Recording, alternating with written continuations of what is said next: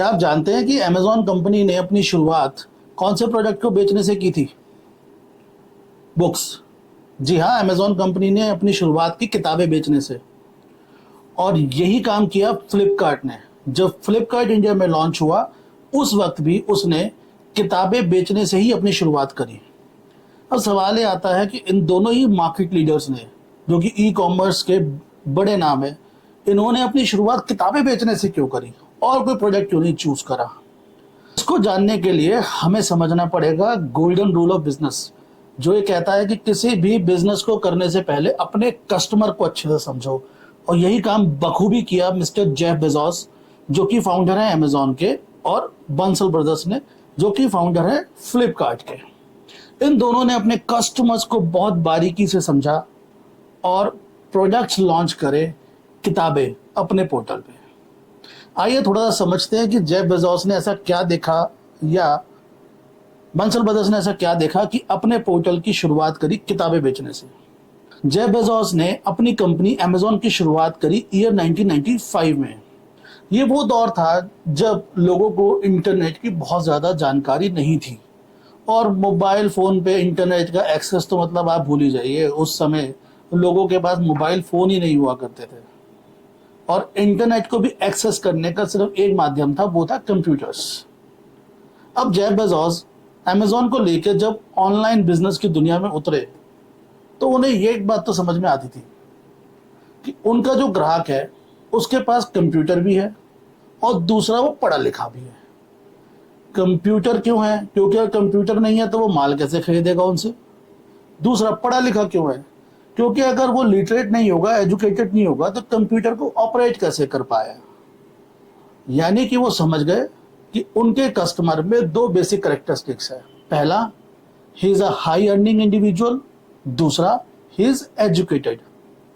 तो अब उन्हें कोई ऐसा प्रोडक्ट उतारना था जो ऐसे कस्टमर को सूट करे, जो कि पढ़ा लिखा भी हो और जिसकी अर्निंग भी अच्छी हो।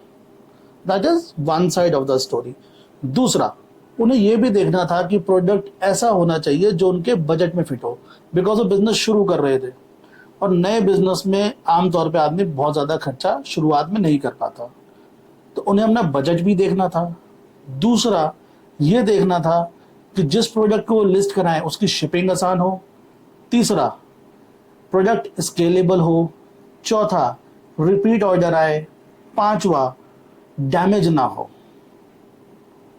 इन सब फैक्टर्स को देखते हुए उन्होंने चुना किताबों को, क्योंकि किताबें एक ऐसा प्रोडक्ट है जो एजुकेटेड लोग ही उस दौर में ज़्यादा पढ़ा करते थे।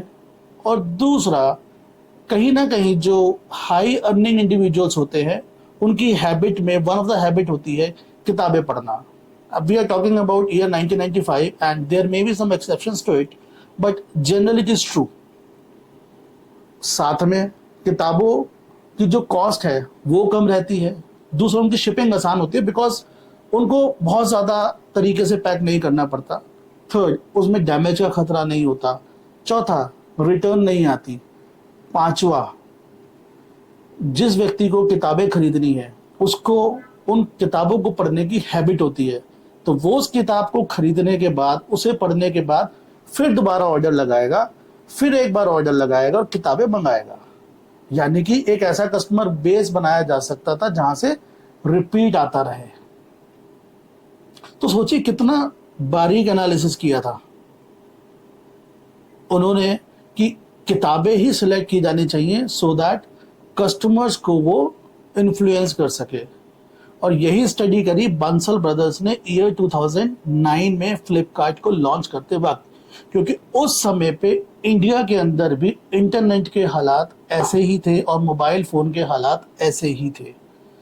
तो सेम स्ट्रैटेजी फ्लिपकार्ट ने अडॉप्ट करी ईयर 2009 में इंडिया में, और उन्होंने किताबों से अपना बिजनेस शुरू करा।